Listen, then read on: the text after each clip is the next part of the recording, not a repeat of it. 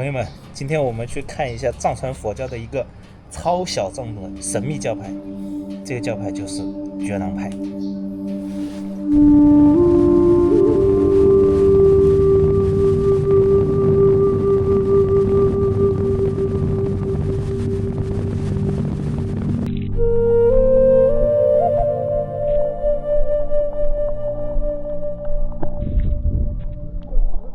下了大雨，他们居然在这。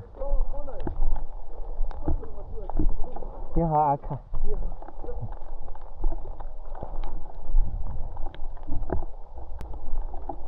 哇，这里扎好多帐篷。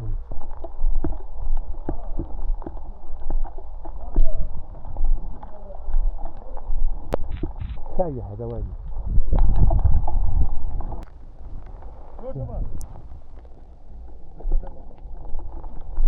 你好。我是来这边那个旅行的，来这边旅行，然后对于我们觉囊派寺庙特别的那个感兴趣，所以想来参观一下。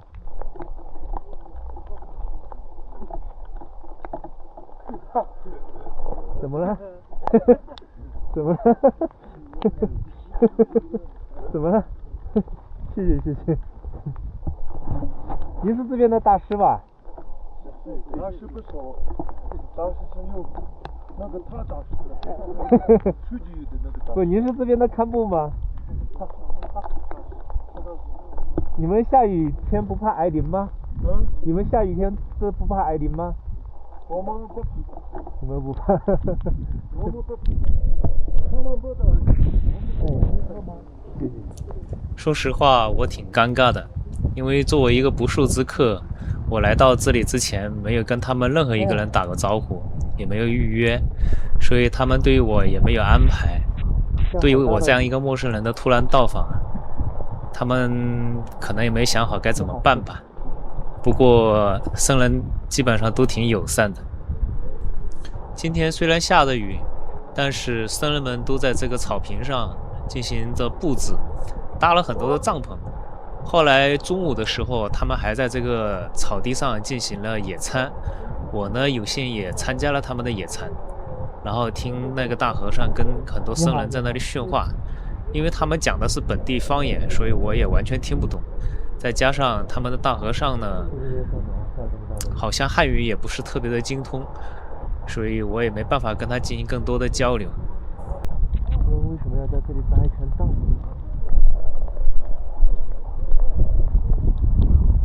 我一个人待着无聊，躲在帐篷下躲雨也不是个办法，所以我就想去山上这两个经堂去看一下。不过呢，不一会儿我就被僧人给叫住了，说带我去喝茶。你好。怎么说？到那个前面的房子里，去喝茶。哪个房子？我带你去。好，谢谢谢谢。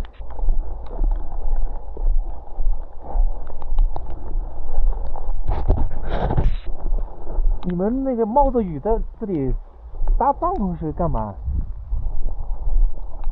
我们就待在那里。啊？要待在那里。要待在那里？待在那里做什么？聊天啊什么的。聊天？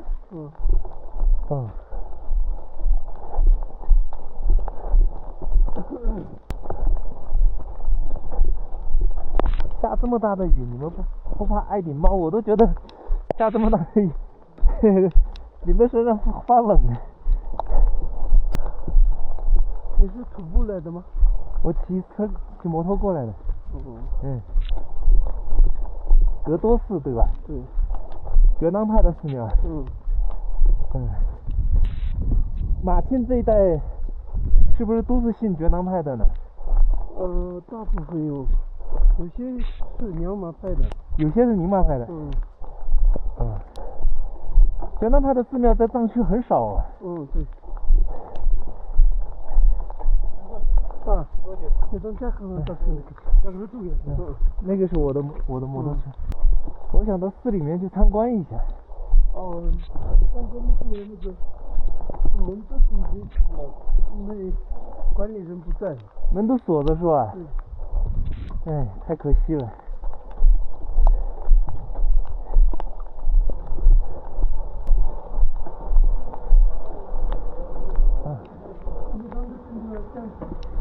谢谢谢谢。你好，你好你好，你是没有问题，没有问题。没有问题。对，这种相关这些房子，把这个帽子对，非常简单。下好大的雨。你们讲的是藏语吗？我们讲的是藏语，对，藏语，对，安多话，安多话对。僧人们问我有没有吃饭，拿了一些斋饭给我吃，所以呢，我就在他们这里吃了斋饭，主要是吃了一个饼子，还喝了一些汤吧。寺庙里的斋饭味道还行，但我觉得对我来说最珍贵的是能够获得和这些觉囊派僧人面对面的一些交流机会。我对于觉囊派当时也是完全不了解，这是我第一次拜访觉囊派的寺庙，有一些好奇点和问题点，就跟这个僧人进行了当面的一个交流，但其实也不是很深入，都是唠家常。你看这个僧人面相特别的面善，然后也很健谈，脸上经常挂着笑容，但是你绝对想不到这个僧人的身份是什么。这个僧人是藏传佛教里面身份非常特殊的一类僧人，他是铁棒喇嘛，也就是说他是负责掌管整个寺庙的僧人的戒律的，也叫寺庙内部的执法队或者叫纠察队。当然他这个寺庙比较小，整个寺庙里面铁棒喇嘛就他一位，所以也是蛮有意思的。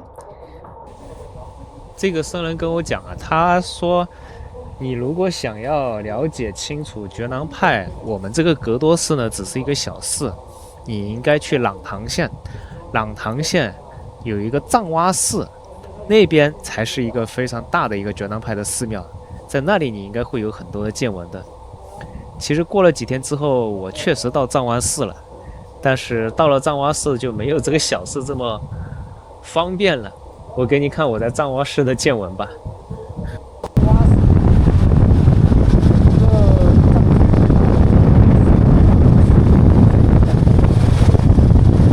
感恩父母，党心菩萨心，财神们，go上去。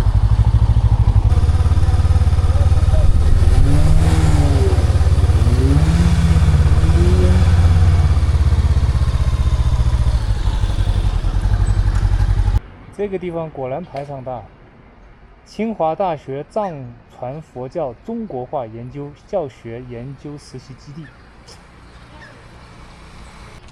它有些佛塔呢是专门用来转经的，也叫转经塔。看这个就是转经塔。你们说他们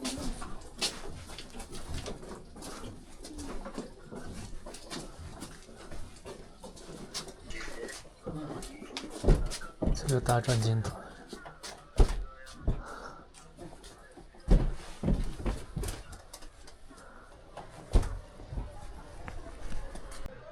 这个就是藏洼寺，藏区最大的觉囊派的寺庙，藏洼寺。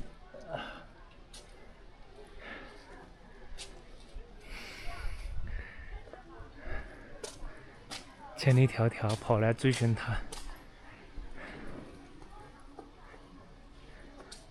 但是没开门，哎，太衰了，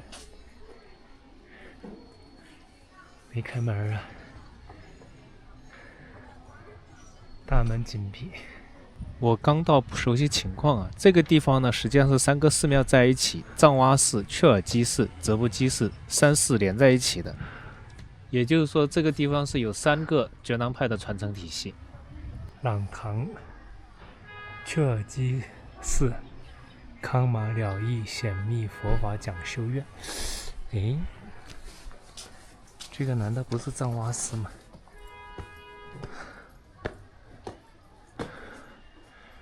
啊，这个应该是佛学院。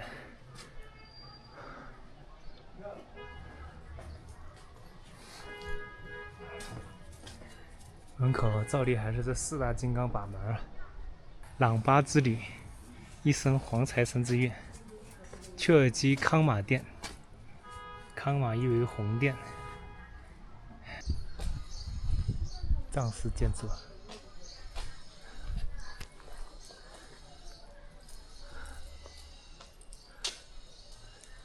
前面那2个龙角刚好碰到一块儿。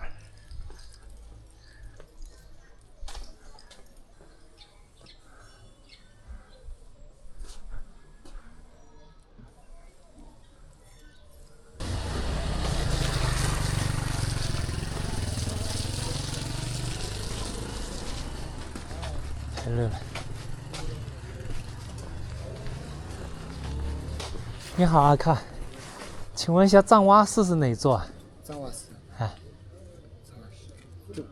这个是吧？是。你们是藏洼市的吗？我们是不是锅罗的？啊？锅罗的。锅罗的。嗯。哦，你们是外地过来的？对，是。哎，为什么你们要从青海那么远跑到这里来？这里那个有佛学院。哦，佛学院。你们在这里进修是吧？是修行。你们现在进修到什么学位了？那个胶囊学院，大家都觉得说不会呀。汉语不好说是吧？是。你们是哪一派的？是觉囊派的吗？是觉囊派。你是从青海哪个市啊？是格多市吗？是。你从格多市过来的？是。哦，我刚刚从格多市过来。啊，你刚刚是过来的吗？哦，你过来去哪里？我到青海，我到格多市。哦。我在那里待了1天。你没有兄弟吗？啊？你没有兄弟吗？什么？你没有兄弟吗？没有兄弟。一个人过来吗？啊，一个人。哦。一个人。我因为对觉囊派比较感兴趣。就是在格多市的时候听师兄讲，他说这里有那个整个藏区最大的一个觉囊派寺庙藏洼寺。是。所以我才找过来看的。就是这个藏洼寺。你是哪里的？我是江西的。哦。你格多市你怎么过来的？自己开车过来的？不是。那个，是那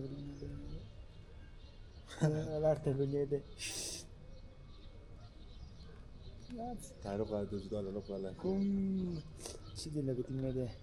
坐火车过来的？火车过来的。坐火车。哎呀，真不容易。藏洼寺开门了吗？开门了是吧？是。我进去参观一下。参观一下。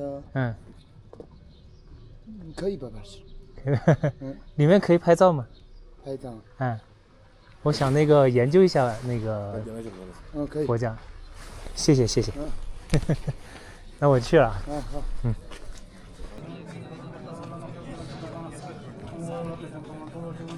藏洼寺，他们今天应该是一个特殊的日子，很多的觉囊派的僧人都从四面八方赶到这个藏洼寺，应该是参加一个大型的活动或者是法会吧，我猜测是这样子的。但是他们不让我进去，这个也能理解。这个大寺还没建成，建成了也是非常的宏伟。这个小庙好拜，大寺难进。虽然千里迢迢的跑到这里来，但是这些寺庙也只能看看外观而已，里面基本上都不让进去。这个是雀尔基寺显密法论学院，也是一个佛学院。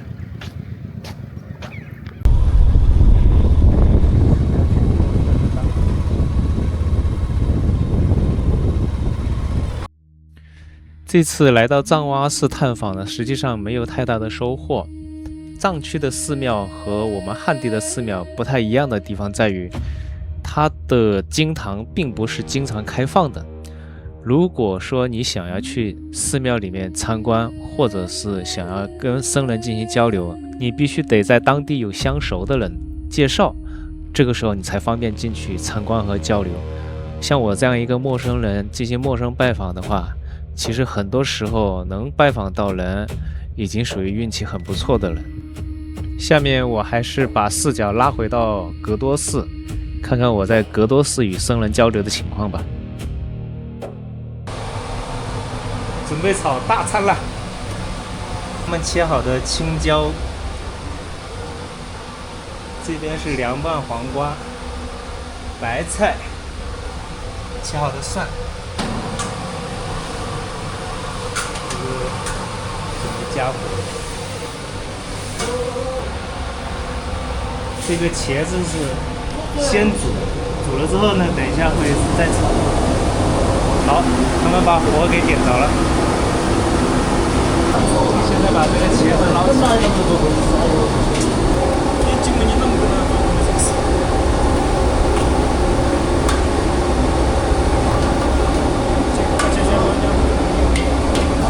倒油，起锅烧油，擦亮锅铲。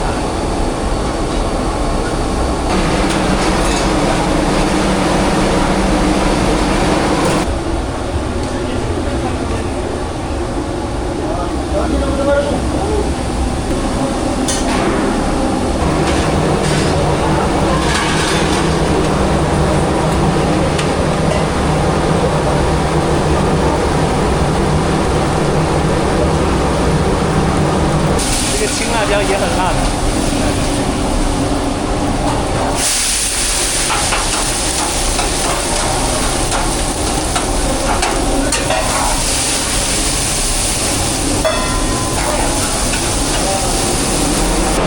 辣椒，啊，加上这个辣椒，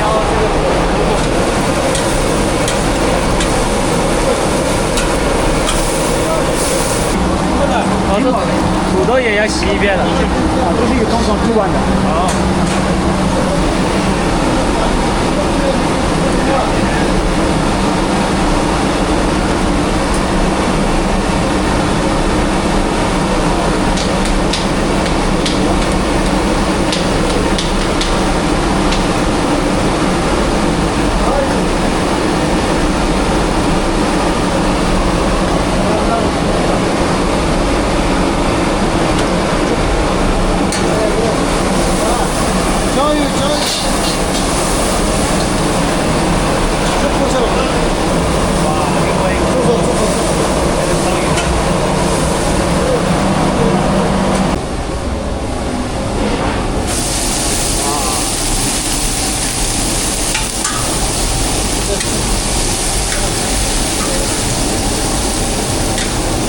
你这是准备做酸辣土豆丝吗？对。这锅铲有点小啊，锅铲有点小。锅是有大的。有大啊，有这大的。这个大锅铲，酸辣土豆丝可以啊。典型的厨师常菜。这个就啊，没啥吃的。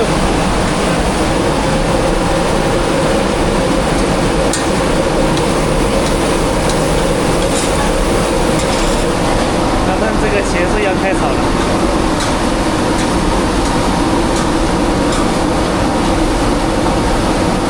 油温还不够。大葱，酸辣土豆丝。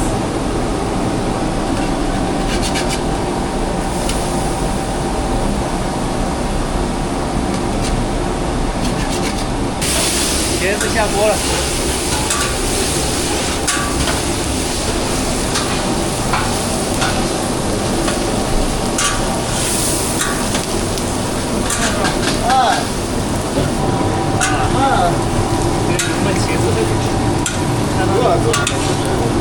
僧人们炒好菜，我在厨房里待着也没意思了，所以我出来去找活佛，央求去经堂看一看。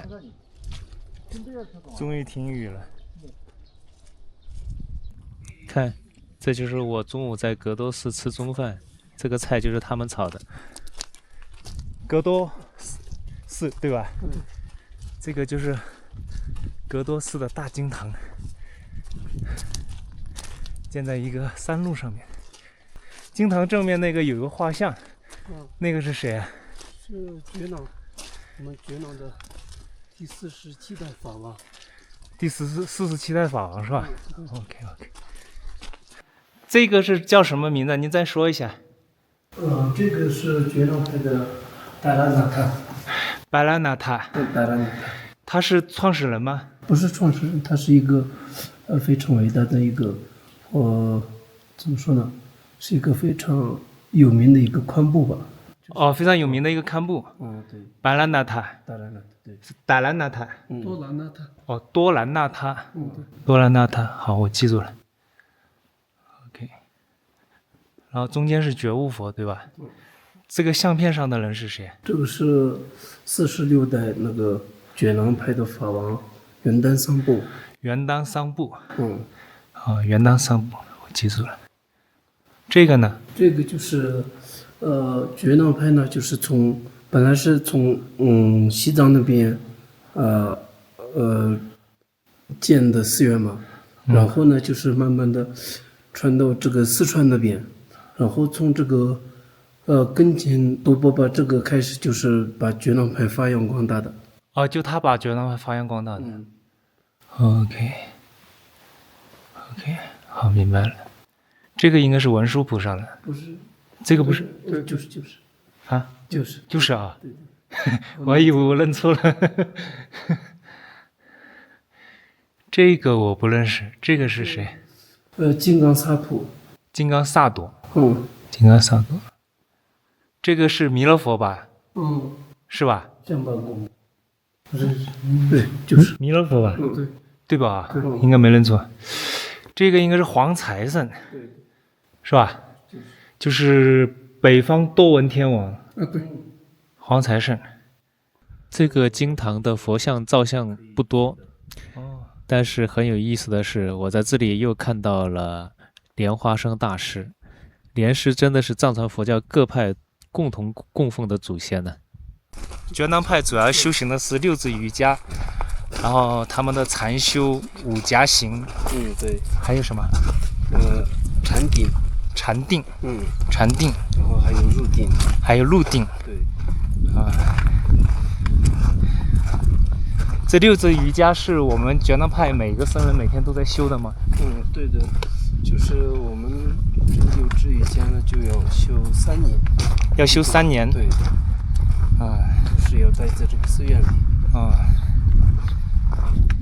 你们应该修满了3年吧？对，我们是修了9年了。修了9年了？6年。6年。对。你修完了之后，你修完了这个六字瑜伽之后，你感觉自己跟修之前有什么变化呢？就是没修之前呢，对这个方面不是特别的了解嘛。然后修了之后呢，自己的一些思想方面的一些事情也好，都有很大的改变。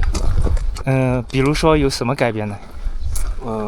比如呢，就是这个咋说呢？随便说，没事。如果汉语不方便表达，用藏语说也可以。以后我也可能学会了藏语，能听得懂。就是，比如呢，我们对自己的一些情绪上面的，如果我们没修这个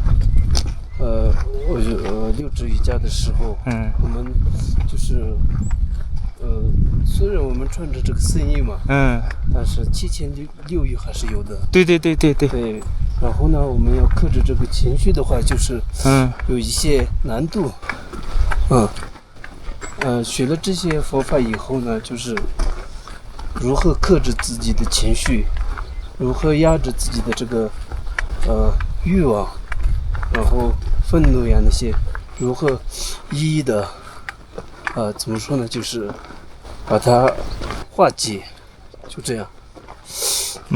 但我有一个疑问哈，我觉得像出家人每天都在寺庙里面，相当于与世隔绝嘛。不完全对啊。但就是这个意思啊。其实你们平常应该很少有什么情绪波动的，就你们跟生活在城市俗世的人不一样。比如我们每天要上班，对吧？然后每天要跟别人竞争，有各种各样的烦恼，有各种各样的情绪会产生，碰到各种各样的糟心事情，对吧？但你们来说，我觉得相对你们环境来说，还是单纯一点点，对吧？然后对你们来说，相对单纯的环境，你克制情绪，我觉得是容易的，对，是吧？但是呢，我们这个可能有时候会学习佛经的时候，要考试嘛，可能会有一些压力，会焦虑嘛，然后这样的情绪攒了很久的话，可能会有一些不好的一些，这倒也是啊，这倒也是。然后就有这些情绪的时候，就我们会，我们学的这个佛经，用这个来就是缓解自己的这个情绪，这样，这个你这个例子举得好，但我觉得如果是真有这样的好的方法的话，对于像我这种在俗世当中的人，应该更有帮助。这些法是不外传的，是密法是吧？这些法不外传。就是六字瑜伽呢，就是属于密法嘛。属于密法，就不外传嘛。但是一些，那也就是说，如果我要学这密法的话，就必须得出家才能。在家中可不可以？在家的话，就是可以修行那个无家心的。无家心是我们这个。入这个怎么说呢？这是无家行，是无家行还是瑜伽行？无家行，无家行，这个也是觉堂派独有的，不是独有的，这个是每一个宗教应该是有的吧？每个宗教有是吧？就是藏传佛教每个派都有是吧？对。无家行，我第一次听你说是这个词，无家行跟六字瑜伽它的差别在哪里呢？六字瑜伽呢，就是怎么说呢？就是无家行是我们这个学佛的基础然后比如呢，就是从磕头，然后发心，然后忏悔，然后修那个上师瑜伽行，就这样。这些基础的完了之后呢，就是比如呢，我们就是怎么说呢？就是把自己当做一个容器，这学了这些无家行之后呢，把这个容器弄干净之后，我们可以就是在这个容器里能够灌入很多的怎么说呢？甘露，就是做个比例的话就是这样，就是然后学习六字瑜伽的话，就是更加的容易，就是这样。我明白了。我自己觉得是这样的。明白了。好的，谢谢。在青海和川西探秘觉囊派有得有失，心里五味杂陈。史书里写他曾经遍布藏地，后来经过打压，差点彻底消失。这是一段让人惋惜的悲歌。但这些天我和僧人一起交流，一起做饭吃饭，听他们讲六字瑜伽，聊修行如何改变内心，我忽然释怀了。辉煌只是一时，能在漫长的低谷里守住教法，踏实度日，这份平和与坚持远比曾经的盛大更加动人。小众的法脉自有它的力量。如果你也对这段雪域的冷门的历史感兴趣，欢迎评论区聊聊你的看法。